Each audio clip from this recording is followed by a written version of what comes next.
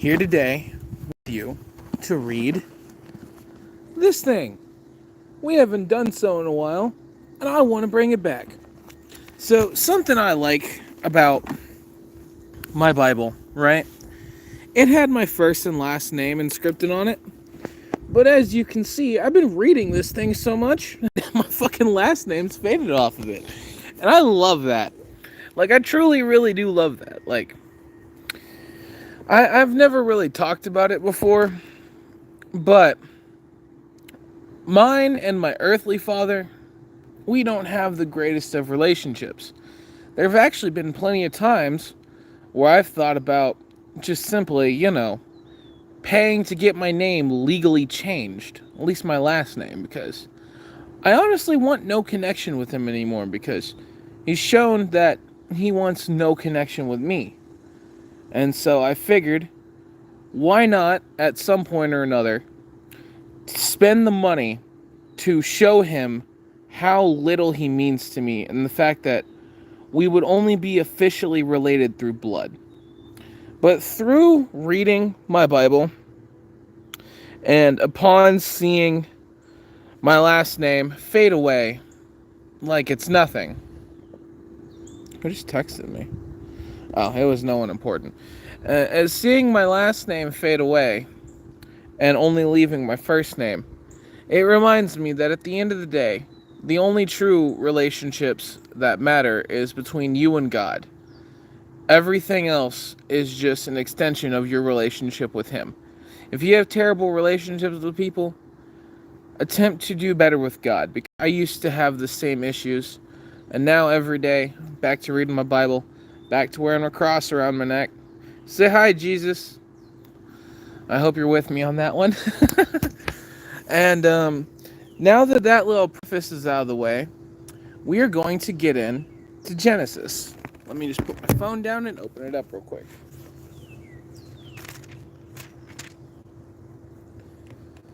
For anyone wondering, the specific Bible I have is the Men of Character Bible, and I will read more of it along the way. Now, where we specifically are in Genesis is Genesis 33 through 35. In specific, page 44. Here we are. Oh, hi the three people that are in my chat. If y'all are going to read along with me, I have the New International Version.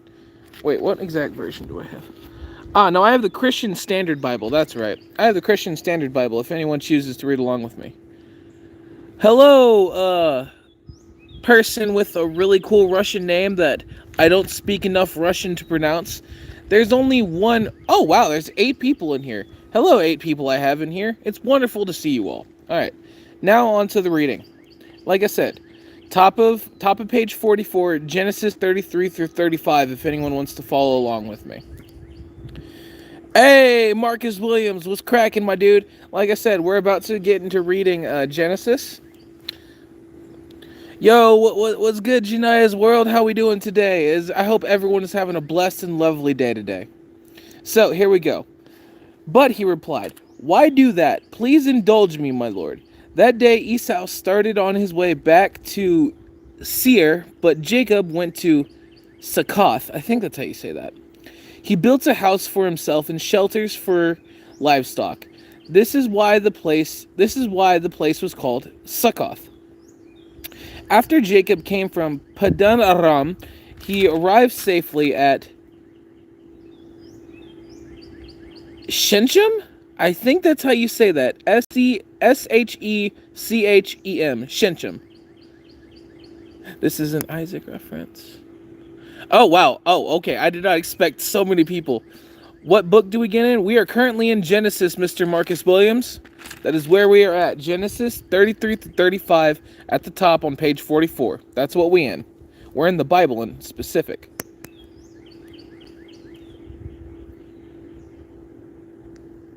Is this an Isaac reference? Funnily enough, I was reading about Isaac a few days ago. Something absolutely wild that I love. I love the fact that, see, Jacob was the son of Isaac, He was the second born because Esau was the firstborn.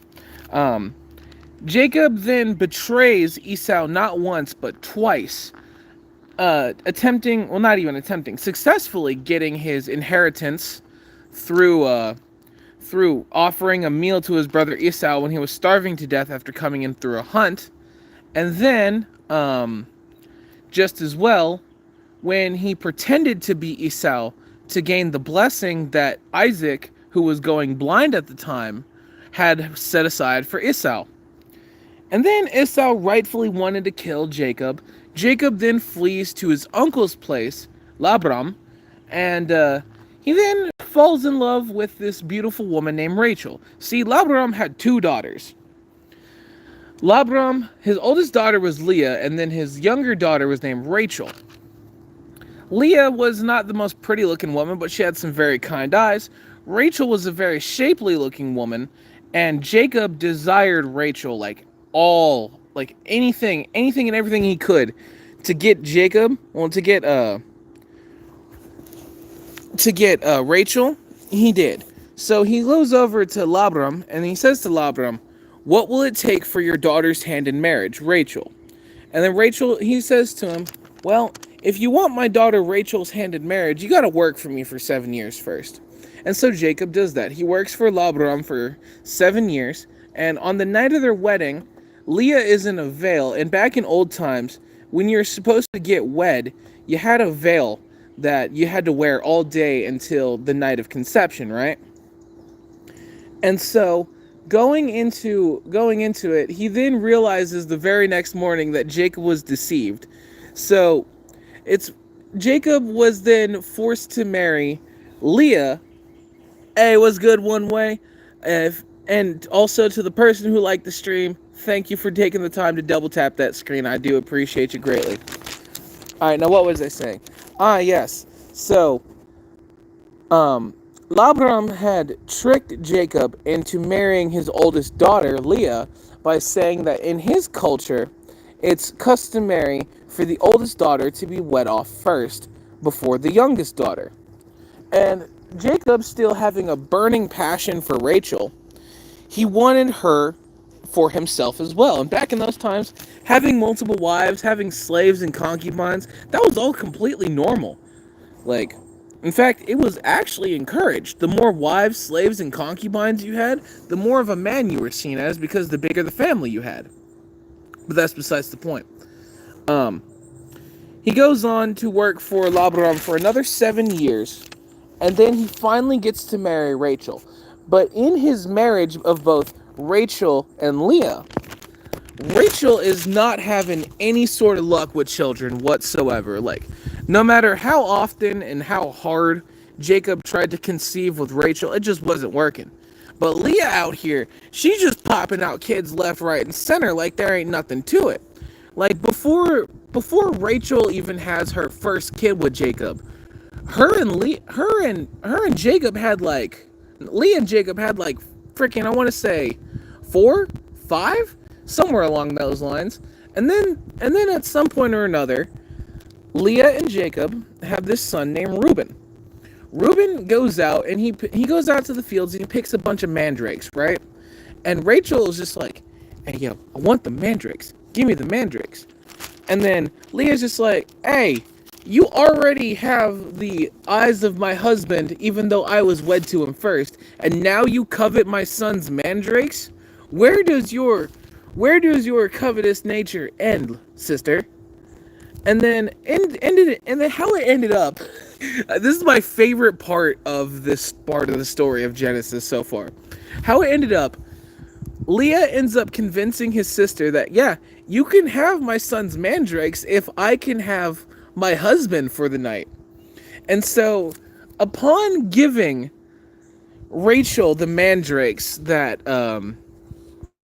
Reuben had collected for himself, Leah then gets a night with her husband, and not one, but 2 kids conceived in that time period. I want to know what was in those mandrakes that had Jacob and Leah fucking so hard where they conceived not 1 but 2 kids.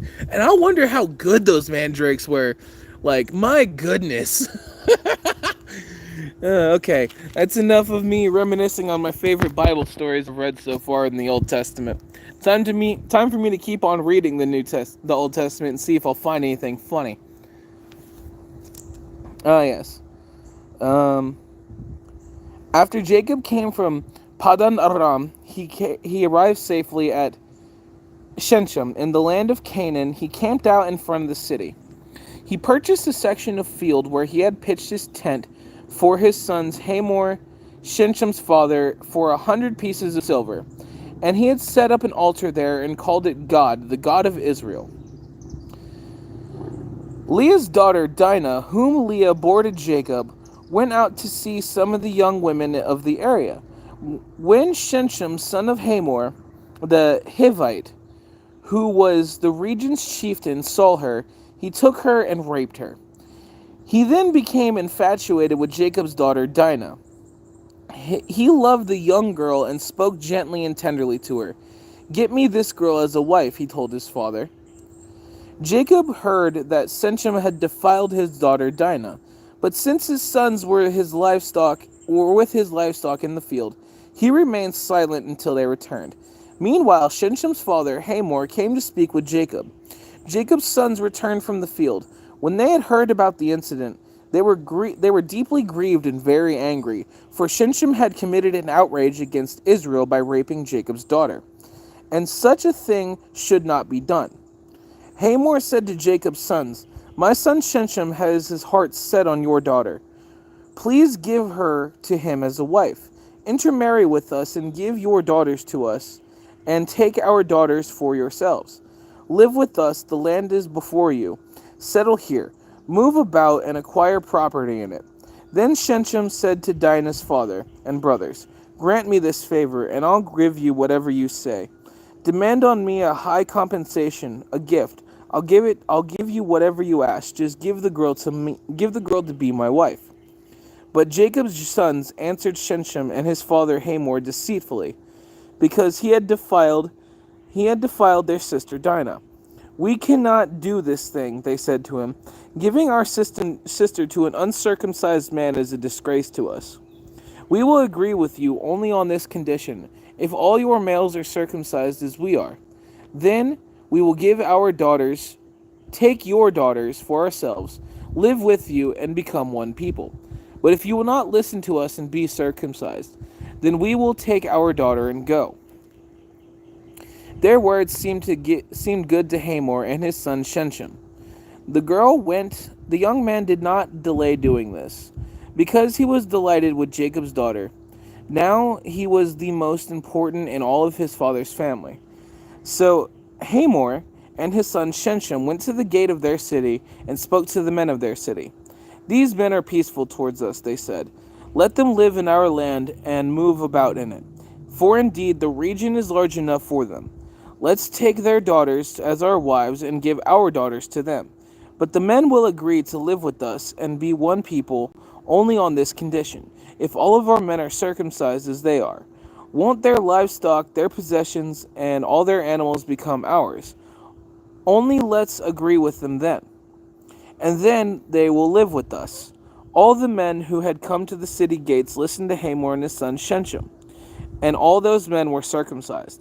On the third day, when they were still in pain, two of Jacob's sons, Simeon and Levi, Dinah's brothers, took their swords and went to their unsuspecting city and killed every male. That's how the Bible, Old Testament style, says you're supposed to deal with rapists.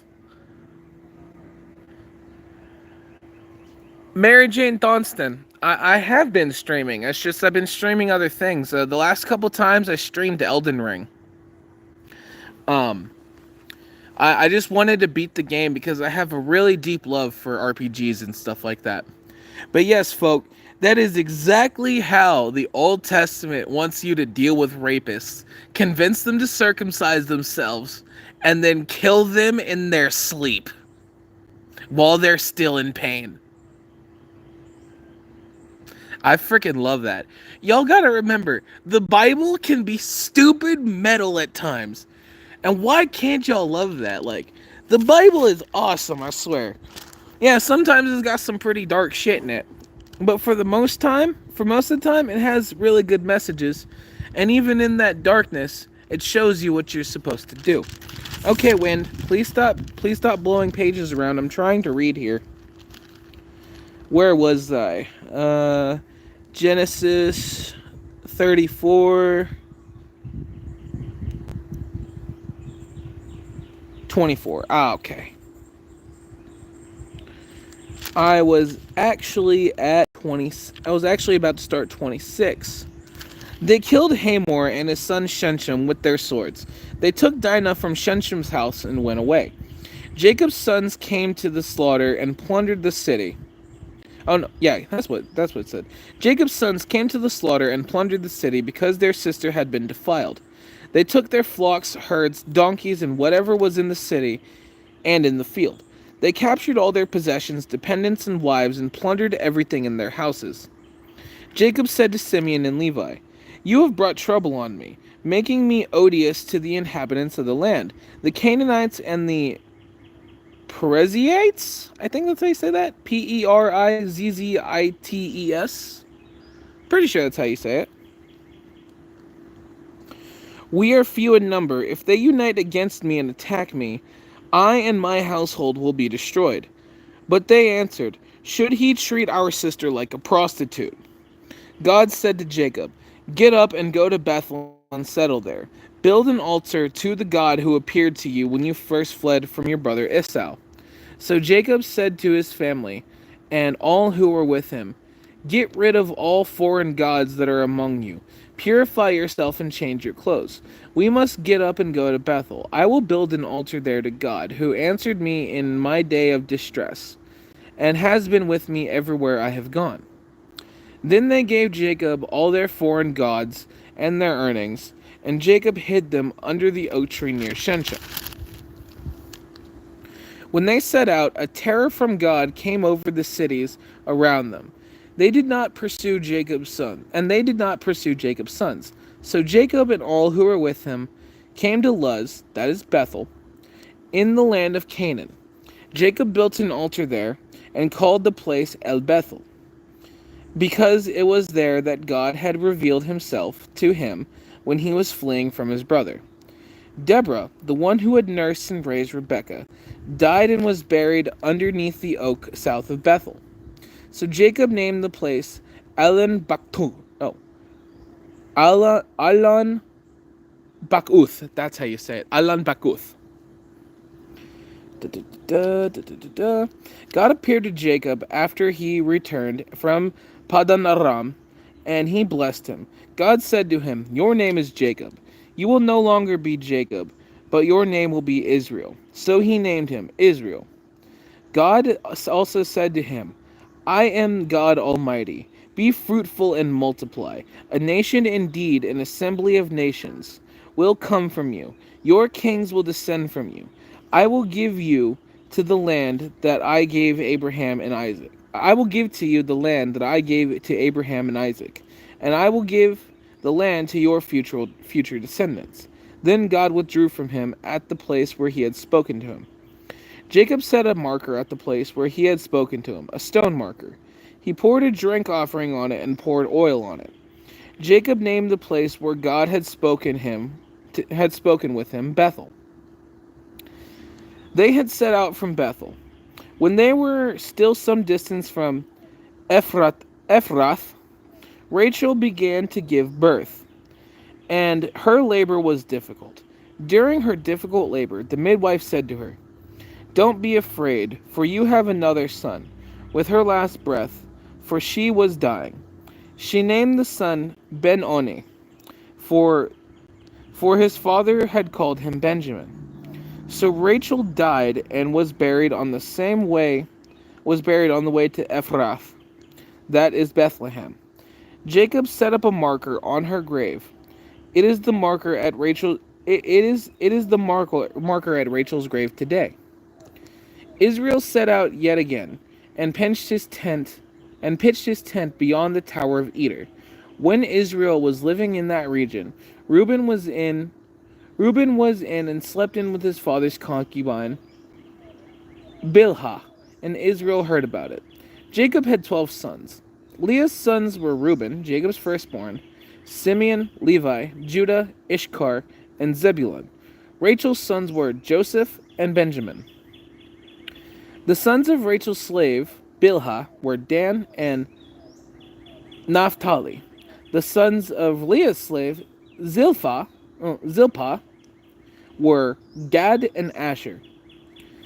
These are the sons of Jacob who were born to him in Padan Aram.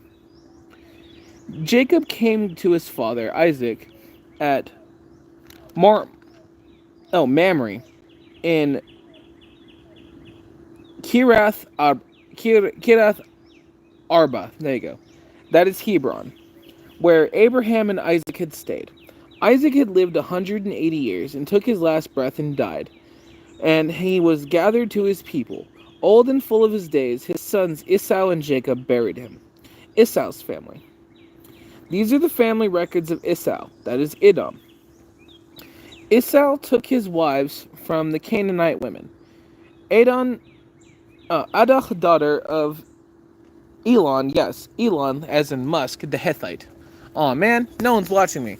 But I appreciate all the people who dropped a like on the stream real quickly. We're gonna keep reading a little bit more, and then I'm gonna start Isaac reference.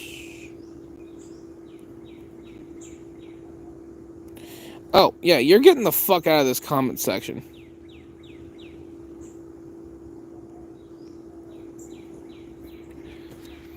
Yeah, I'm not tolerating any nonsense about Diddy talk in my stream.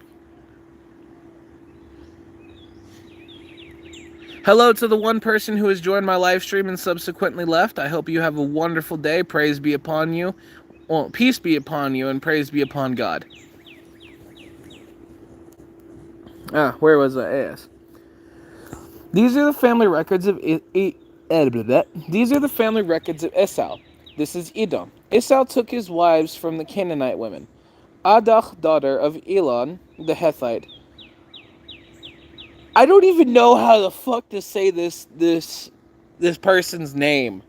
This has got to be the funniest name in all of the Old Testament I've ever seen. Oholio Bamba. I think that's actually how you say it. Oholio Bamba. Oholi. Oh no, Oholi Bamba. Prince Ali, handsome is he, Alibaba. Type shit. I should not be cursing when I read the Bible, but it just happens. I love reading this thing. It has some of the greatest stories ever written, and some of the funniest things you'll ever see. And that's why I love it. And then as you get on into it deeper, and you start dissecting the meanings, you see the truth behind everything. And I love it even more. But yes, back to where I was at. Oholibama. No, Oholibama, that's how you say it. Oholibama, I'm pretty sure. Daughter of Anna, and granddaughter of Zibeon, the Hivite, and Basemath, daughter of Ishmael, and sister of Nebaioth. Ada bore Eliphaz to Esau. Basemore bore Reuel, and Oholibama bore Jeush, Jalam, and Korah. These were Esau's sons, and who were born to him in the land of Canaan. Esau took his wives, sons, and daughters, and all the people of his household, as well as his herds and all of his livestock, and all the property he had acquired in Canaan. And he went to a land far away from his brother Jacob, for their possessions were too many for them to live together. And because of their herds and the land where they had stayed, could not support them. So Esau, this is Edom, lived in the mountains of Seir. These are the family records of Esau, father of the Edomites, and in the mountains of Seir. These are their names of Esau's sons. Eliphaz, son of Esau's wife Ada, and Reuel, son of Esau's wife Basemath. The sons of Eliphaz were Teman, Omar, Zepho, Gatam, and Kenaz. Timnah, a concubine of Esau's son Eliphaz, bore Elimelech to Eliphaz. These are the sons of Esau's wife Adah.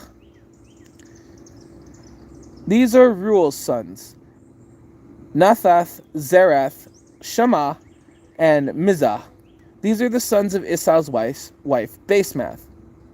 These are the sons of Esau's wife, Oholibamah, daughter of Anna and the granddaughter of Zibrion. She bore Jeush, Jalam, and Korah to Edom. These are the chiefs among Esau's sons. The sons of Eliphaz, Esau's firstborn, Chief Teman, Chief Omar, Chief Zepho, and Chief Kenaz, Chief Korah, Chief Gatam, Chief Elimelech. These are the chiefs descended from Eliphaz in the land of Edom. These are the sons of Adah.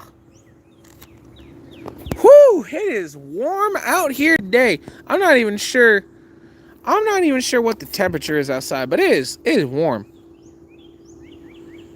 Hey! Jania's World, I appreciate the sub. I didn't even know about that until just now. Man, like, today was supposed to get up to like 105. And, you know, honestly, at first, I never really liked reading the Old Testament because there were so many names and things I couldn't pronounce right. But as I just kept reading through it, I realized, hey, these words aren't entirely so hard to pronounce. Just have an understanding of a Latin-based language, because that's kind of what Hebrew is. It's just the only difference between Hebrew and Latin is the vowels and consonants. Like, if I'm correct, there are no vowels in the Hebrew language. And I think that's pretty interesting. But unfortunately, I don't want to read Hebrew because I can't read Hebrew and I'm not Jewish. I'm a Christian. I do not subject myself to the laws of the Torah. I subject myself to the laws of the Bible. But that's besides the point. I'm going to have a cigarette. I haven't had one in a minute. There we go.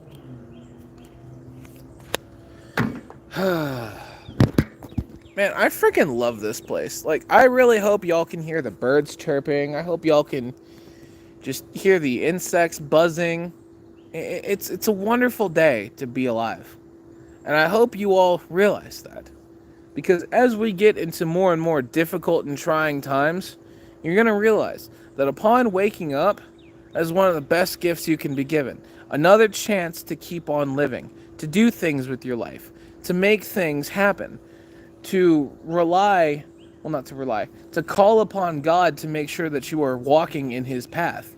And that is what I'm here to help everyone do. I'm here to spread the gospel to make sure that everyone keeps on walking that narrow path. Because as the Bible says, there are many rooms in the world, in the realm of heaven. And there is enough for all 7 billion of us to go up there. But unfortunately, the road to heaven is narrow, and the road to hell is wide and vast. And walking the narrow path, especially for someone as big as I am, is kind of hard. Yeah, it was made to be a joke. I hope whoever just hopped in the stream caught that joke and got it. But that's besides the point. Anyways, how is everyone's day going today? One person, the singular person I can see in the chat. I hope you're having a wonderful day, even though you left.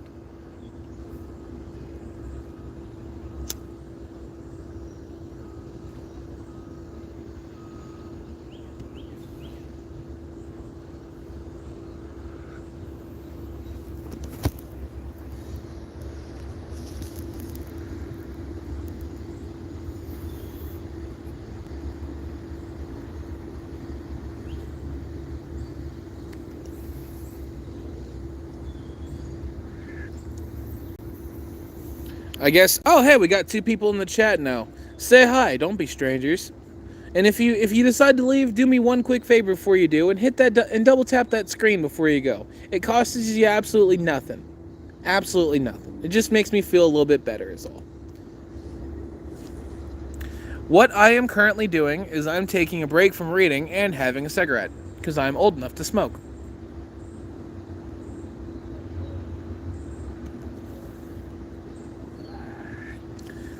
What I am specifically doing is reading about the Bible.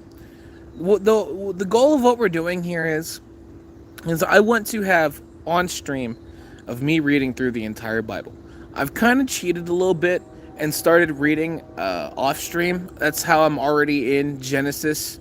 Probably somewhere in the 40s by now. I'll have to check the exact book. But you see that black marker? This black tassel right here? That's where I am. This tassel right here is something I go to, the red one, when I need something more than just my standard Bible reading, because Matthew typically has a lot of good verses that you should read. Anyways, one way, how are you doing today? Are you having a good day? I hope and pray you are, my brother or sister. I'm not sure which one you are because I can't quite see. Well, yeah, I can check your page real quick. Channel activity. Hey! You've got 13 subscribers. Congratulations. I didn't even know other people with subscribers came onto my YouTube page. I just thought this was that one little random corner of the internet where I just scream at my camera and people sometimes like it. Well, my brother, I hope you are having a blessed and wonderful day, and may God bless and keep you in all of his infinite wisdom.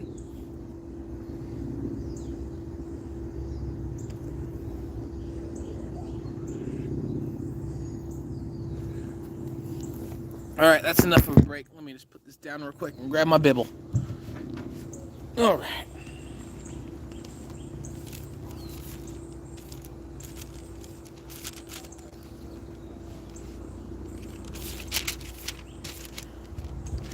Where's my lighter? There it is. I'll put it on my book so I can keep the page weighted down. Alrighty. That's much better. What version of the Bible am I reading? I'm reading in specific the Christian Standard Version. In specific to that one, it's the Men of Character Bible, meaning that this is a study Bible, meaning that once I finish this next page, 37, I'm going to read what the author thinks, because basically how this works, every about like 5 or 6 pages, the author of this Bible chimes in with basically kind of like an author's note type of thing. And sometimes there's some really good revelations hidden in those. Let's scroll back a little bit, and I'll read a revelation that. Let's scroll back a little bit into my book, and I'll read a revelation that I recently had revealed to me. It was back in Isaac, I believe. Here it is. This is about reaping what we sow. When I read through this is what I ended up getting when I read this section. This is in specific through Genesis 29, verses 1 through 30. This is the revelations I got upon reading all this. Don't focus on past sin, but also don't forget them, as God can't use you if you are in a state of ignorance and denial. Instead, focus on God's grace and forgiveness so that you may move forward.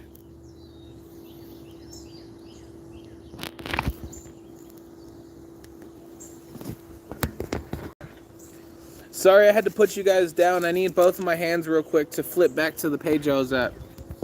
Alright, now back to reading. We're currently still on genealogies of Esau and all of his kids. I think we're on the sons of Reuel now, who are chieftains. These are the sons of Reuel, Esau's son, Chief Nahath, Chief Zerah, and Chief Samah, and Chief Miz. I already read that. These are the sons of Esau's wife, Oholibamah, Chief Jewish, Chief Jalam, and Chief Korah. These are the chiefs descended from Esau's wife, Oholibamah, daughter of Anah. These are the sons of Esau, that is Edom, and these are their chiefs. Seir's family.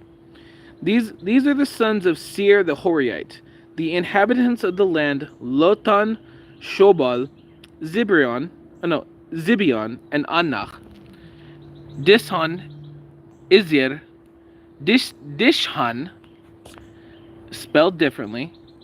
Dish on. There we go. Dish on. I like the new. Does NLT stand for New Living Translation? Is that what that stands for? One way.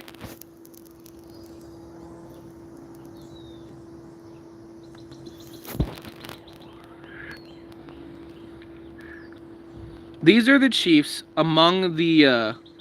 These are the chiefs among the Horites, the sons of Seir in the land of Edom. The lands of Lotan were Hori and Heman. Tenma was Lotan's sister. These are Shobal's sons: Alvan, Manmahath, Ebal, and Shepho, and Onam. Okay, Onam. Onam, that's how you say it. These are Zebon's sons: Aya and Anna. This was Anna. This was the Anna who was found in the springs in the wilderness while he was pasturing with the donkeys on the field on his father of his father Zebon. I believe smoking is a sin because it harms the body, which is considered a spirit to the holy, which is considered a temple of the Holy Spirit. Yes, it more than likely could be. But at the same time, I like tobacco. I like the burn of it. And at the very least,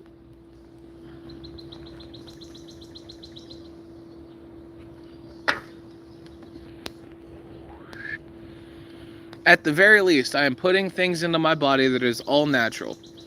And if tobacco was grown from the earth by God, and if it was a plant mandated by God, then I believe I am allowed to consume it because the labor, the creations of the Creator were meant to be consumed by the creations of the Creator.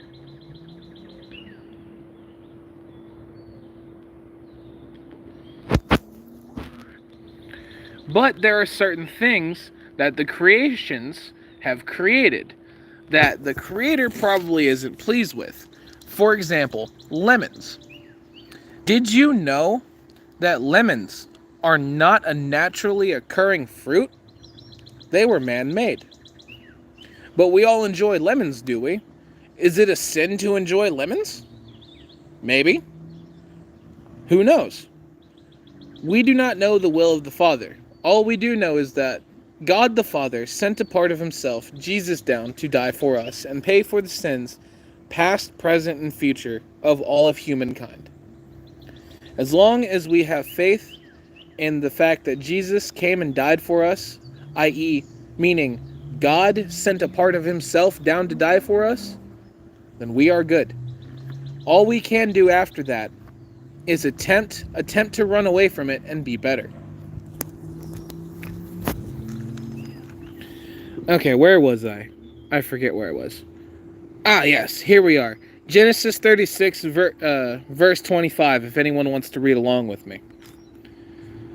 These are the children of Anna, Dishon and Oholibama, daughter of Anna. The sons, these are Dishon's sons. Excuse me. Hemdan, Eshban, Ithran, and Cheran. These are Ezer's sons, Bilan, Zavan, and Akan. These are Dishon's sons, Uz and Aran. Excuse me, I'm sorry. These are the chiefs among the Horites, clan by clan in the land of Seir. Rulers. Oh my goodness, are we still? Okay, good. We only have one more genealogy left to do until I can finally start reading more about this. Because, like, my goodness. Well, that is true, but some explicit movies are technically man-made. What you are saying is that we can watch it and it is not a sin. That is not at all what I'm saying, actually. What I'm saying is there are things in life that, unfortunately, we just consume. Be it through ignorance or that all you can simply afford. Because at the end of the day, God doesn't want us to starve ourselves. God doesn't want us to be, in a way that, what's the word I'm looking for? God doesn't want us to be in pain, but at the same time, he still will give us challenges that will push us well far out of our comfort zones and force us to grow as people. And in this world where we are presented with so many terrible things that can be put into our bodies, from processed foods like white bread all the way to processed meats like bologna and stuff like that, it all at the end of the day comes down to a personal choice. For example, it's my personal choice to smoke. No one's holding a gun to my head and saying, smoke this cigarette or I'm going to kill you. I'm doing that on my own volition. And I will possibly one day answer for that in the future. Who knows? No one does. Only God does. But what you always have to remember is that in life, there's always a choice. Be it a good choice or a bad choice, or no choice at all. You just have to remember, look to the man above, the one above all, the man outside of our realm of existence. He's the one who puts things into motion. He's the one that opens and closes doors for us, and he is the one that makes the rain fall from the sky. Remember that. These are the kings who reigned in the land of Edom before any kings reigned over the Israelites. Bela, son of Beor, reigned in Edom. The name of his city was Dinababa. When Bela died, Jacob, son of Zerah, from Boraz, reigned in his place. When Joab died, Heshlam, from the land of the Tenemites, reigned in his place. When Heshlam died, Hadad, son of Bedad, reigned in his place. He defeated Midian in the field of Moab, and the name of his city was Avith. When Hadad died, Samlah from Masrekah, that's how you say it, reigned in his place. When Samlah died, Shaul from Rehoboth on the Euphrates River reigned in his place. When Shaul died, Baal-Hanan, that's how you say it, son of Akbor, reigned in his place. When Baal-Hanan, son of Akbor, died, Hadar reigned in his place. His city was Pau. His wife was named, and his wife's name was Methabel, daughter of Matred, daughter of Mezabab. That's how you say it. These are the names of Esau's chiefs according to their families and their localities by their names: Chief Tima, Chief Alva, Chief Jetheth, Chief Oholibama, Chief Ella, Chief Pinion, Chief Kenzaz, Chief Tenman, Chief Mibzar, Chief Magdiel, and Chief Iram. These are Edom's chiefs according to their settlements in the lands they possessed. Esau was the father of the Edomites. Jacob lived in the land where his father had stayed, the land of Canaan. These are the family records of Jacob.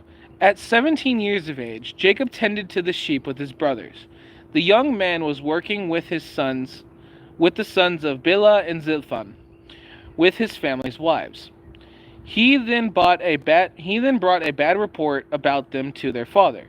Now Israel loved Joseph more than his other sons, because Joseph was a son born to him in his old age, when he had made a long sleeve robe for him.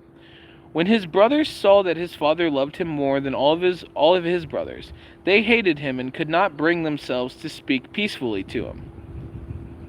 Then Joseph had a dream, when he told it to his brothers, they hated him even more. He said to him, "Listen to this dream I had. There we were, binding binding sheaves of grain into the field. Suddenly my sheaf stood up, and your sheaves gathered around it and bowed down to my sheaf. Are you really going to reign over us? His brothers asked him. Are you really going to rule us? So they hated him even more because of his dream. And when he had said, then he had another, and what he had said. Then he had another dream and took it to his brothers. Look, I had another dream. And this time the sun, the moon, and the 11 stars were bowing down to me. He told his father and his brothers, and his father rebuked him. What kind of dream? What kind of dream is this that you have had? He said. Am I and your mother and your brothers really going to come down and bow to the ground before you? His brothers were jealous of him, and his father and his father kept the matter in mind. His brothers had gone to pasture their father's flocks at Shechem. Israel said to Joseph, your brothers, you know, are pasturing the flocks at Shechem. Get ready, I'm sending you to them. I'm ready, Joseph replied. Then Israel said to him, go and see how your brothers and the flocks are doing, and bring word back to me. So he sent him from the Hebron valley and went to Shechem. A man found him there, wandering in the field, and asked him, what are you looking for? I'm looking for my brothers, Joseph said. Can you tell me where they are pasturing their flocks? They moved on from here, the man said. I heard them say, let's go to Dothan. Dothan. Joseph set off after his brothers and found them at Dothan. They saw him in the distance before they had reached them. They plotted to kill him. They said to one another, oh look, here comes that dream expert. So now come on, let's kill him and throw him into one of the pits. We can say that a vicious animal ate him, and then we'll see what becomes of his dreams. Yo, yet again, the Bible being extremely freaking metal. I love it. Like, they got pissed over a couple of dreams that one of their brothers had, and he was just all like, yo, let's freaking kill him, dump his body in one of these pits, and say a vicious animal ate him. Oh, this book, y'all. This book is absolutely wild. Why aren't more people reading this? Like, come on. Y'all gotta be reading this. Y'all gotta be reading along with me. And also to anyone who has yet to drop a like in the chat, go ahead and double tap that screen real quick. It costs you absolutely nothing. And it just makes me feel a little bit happy. That's all. And also, if you're in the chat, go ahead and say something so it doesn't feel like I'm just reading a story to you, which I love reading the Old Testament. But at the same time, I'm reading this so you all may understand. So like I said, be interactive with me. Leave comments, roast me, well, whatever the heck y'all want to do. But if y'all are being like if y'all are being OD with it, I reserve the right to delete your comments. I've only had to do that one time so far, so let's hope I don't have to do that again. Back to where I was. Ah, yes. If anyone's wondering, we're on Genesis 37, verse 21. When Reuben heard this, he tried to save him from them. He said, let's not take his life. Reuben also said to him, don't shed blood. Throw him in the pit in the wilderness, but don't lay a hand on him. Intending to rescue him and return him to his father. When Joseph came to see his brothers, they stripped off Joseph's robe, the robe of many colors that he had on. Then they took him and threw him into the pit. The pit was empty, without water. They sat down to eat a meal.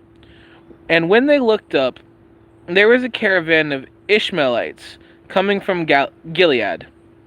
Their camels were carrying aromatic gum, balsam, and resin going down to Egypt. Well, one way, I hope you have a blessed night too. It hasn't exactly hit night yet, even though it's already 7:45 p.m. my time. I hope you sleep well. I hope everything you pray for comes to fruition.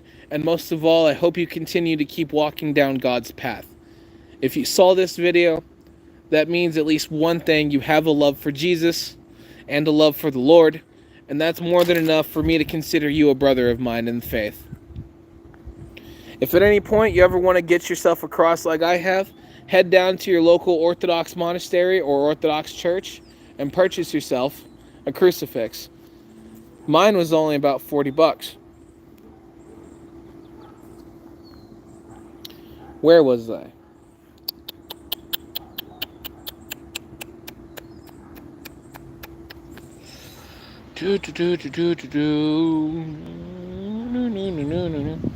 Okay, now we're on Genesis 37, verse 25. Actually, no, verse 26 now. Judah said to his brothers, "What do we gain if we kill our brother and cover up his blood? Come on, let's sell him to the Ishmaelites and not lay a hand on him, for he is our brother, our own flesh." And his brothers, we're gonna skip the men of character. We're gonna skip the part about. We're gonna skip the author's note. We're gonna skip that for right now. While Midianite traders passed by, his brothers pulled Joseph out of the pit and sold him for 20 pieces of silver. You know, that's funny.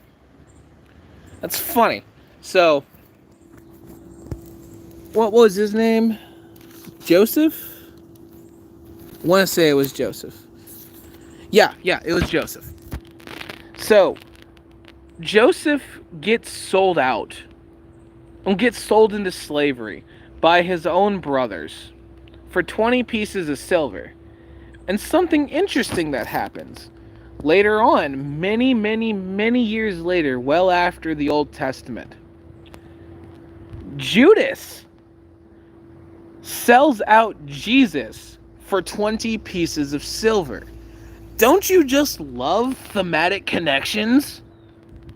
Don't you just love that?